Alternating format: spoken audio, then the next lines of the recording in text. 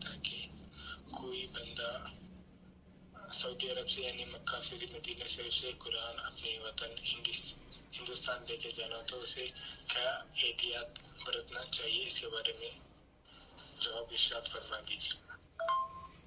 السلام علیکم رحمۃ اللہ وبرکاتہ۔ انڈیا سے میرا بھائی سوال کر رہا ہے کہ سعودی عرب سے قرآن پاک اپنے انڈیا ملک میں لے کر جانا چاہتا ہے تو کیا احتیاط برتنی چاہیے۔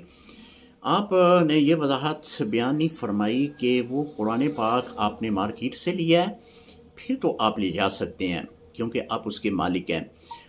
بہت سارے ایسے سوالات بھی میرے سامنے لوگوں نے بھیجے ہیں کہ جی مسجد نبوی سے ہم قرآن پاک جو ہے وہ لے کر کیا پاکستان میں یا دیگر ممالک میں جا سکتے ہیں، یا پھر مکہ المکرمہ میں ایسا ہو سکتا ہے۔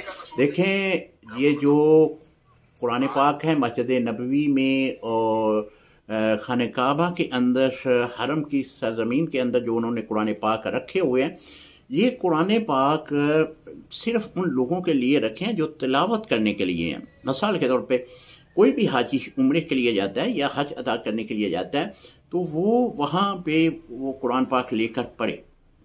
یہ اس بنا پہ نہیں رکھے ہوتے کہ آپ مسجد سے اٹھائیں اور اپنے پاس لے جائیں۔ یہ ایسا کرنا یہ گناہ ہے، کیونکہ کئی سوالات ایسے بھی آئے تھے کہ مسجد نبوی سے ہم قرآن پاک لے آئیں، اس میں کوئی گناہ تو نہیں ہوگا؟ جی گناہ تو ہوگا، کیونکہ وہ آپ کی ملک میں ہی نہیں ہے، وہ وقف ہے مسجد نبوی کے نام پہ۔ اگر آپ وقف کی چیز کو لائیں گے تو گناہ ہوگا۔